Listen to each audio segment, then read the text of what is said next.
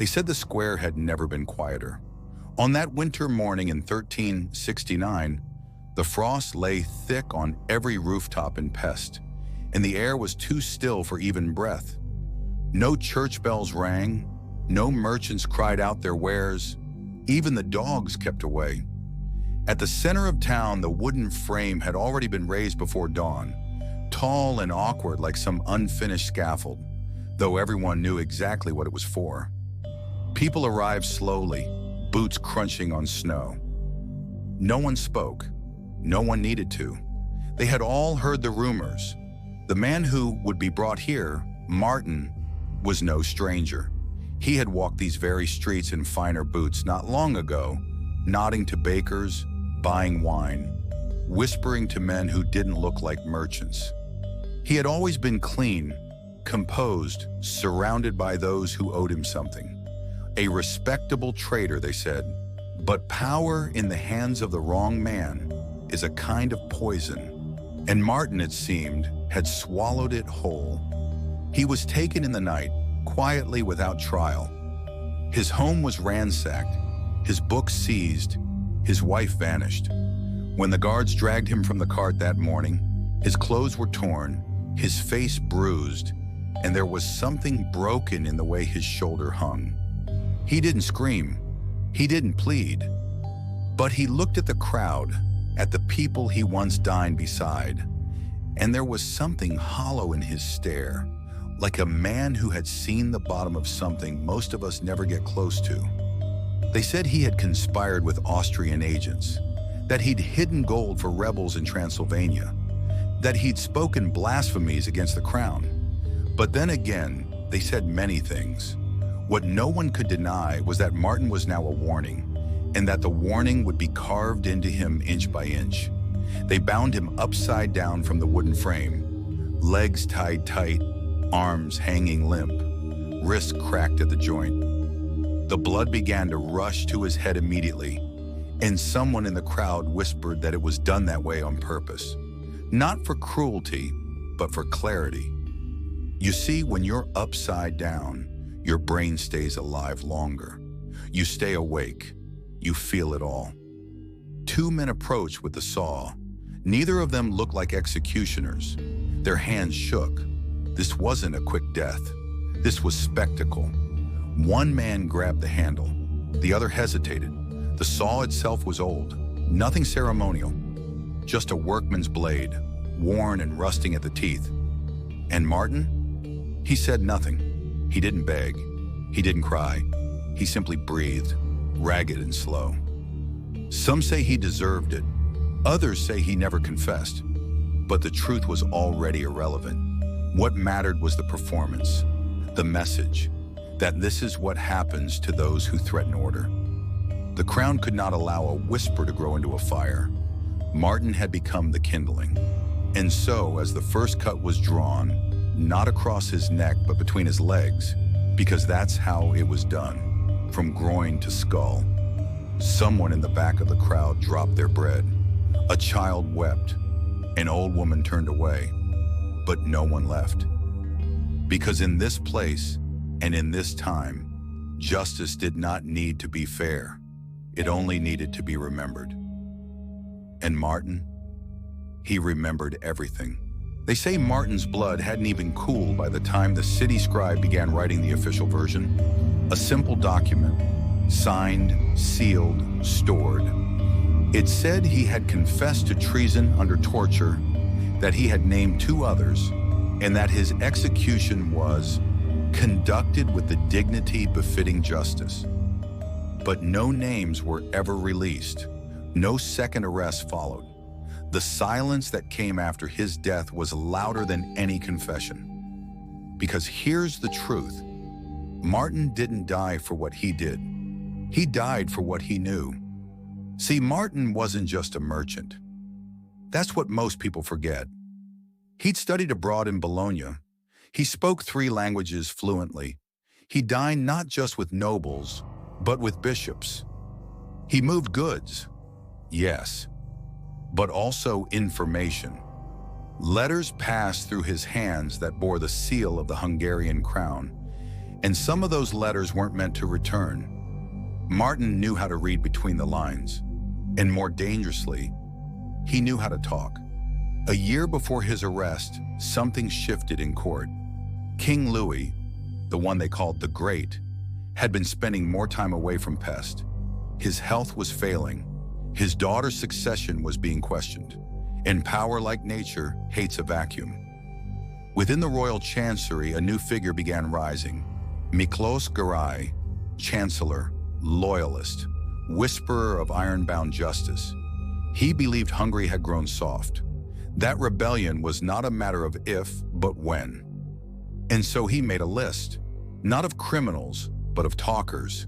Men who knew too much, men whose loyalty was uncertain, men like Márton. There was no need for a trial. Trials invite questions. Trials require proof. But an execution, done publicly, done brutally, this silences more than just one voice. It silences dozens. And the torture? That wasn't about information. They already had what they needed. That was about breaking the man before the people, turning him from a citizen into a warning. Márton was chosen not because he was guilty, but because he was visible. He shook the wrong hands, dined with the wrong house, and most of all, he had started to talk about land deeds, about a nobleman's illegitimate child, about coins stamped in Austria being accepted in Buddha markets. Small things, but small things turned to kindling. There were letters too.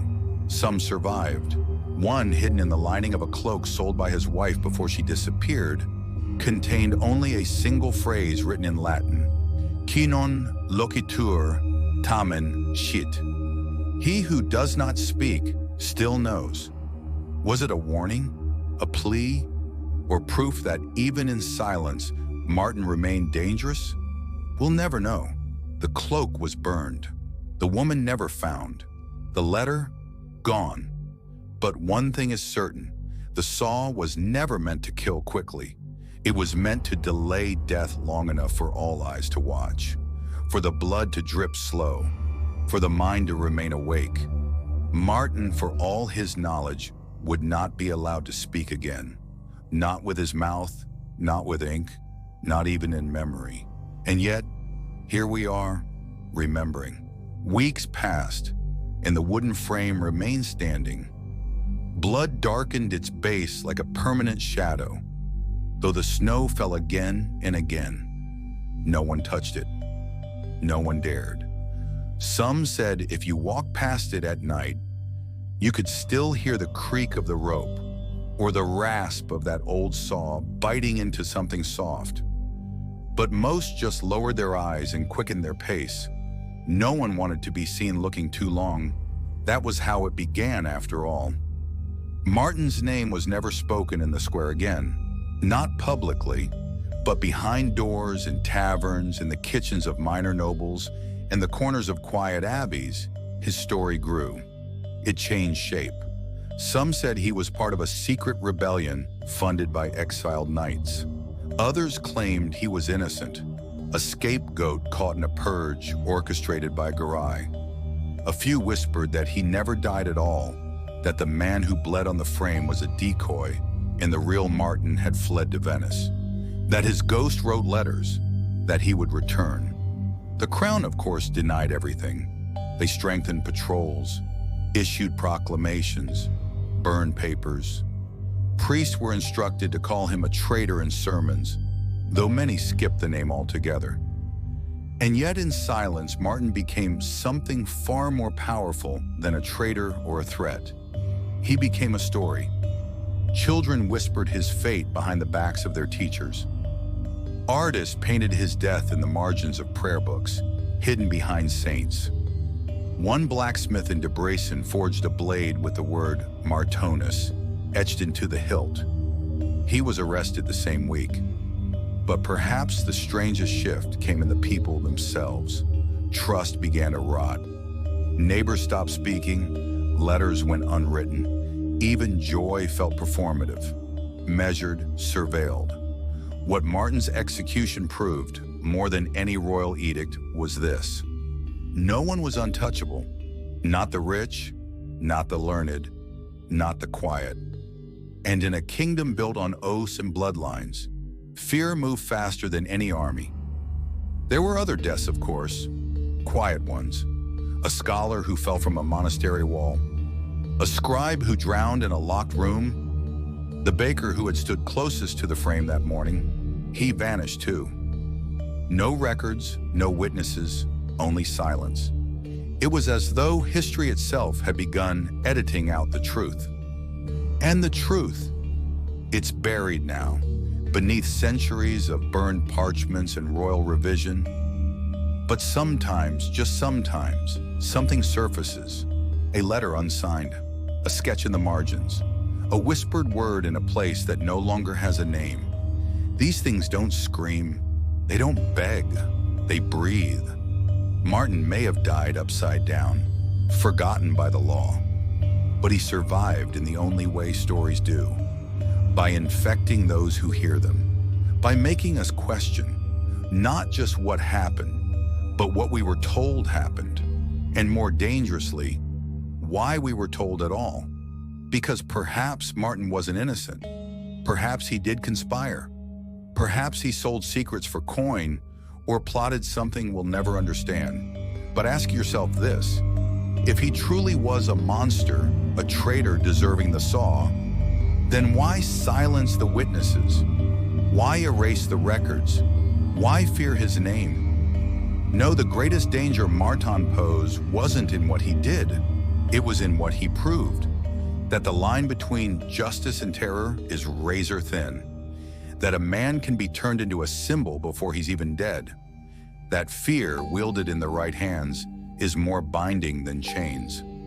And now, centuries later, his name returns. Not as a headline, not as a statue, but as a whisper, a thread. And once you've pulled the first thread, you begin to see how much of the tapestry was a lie.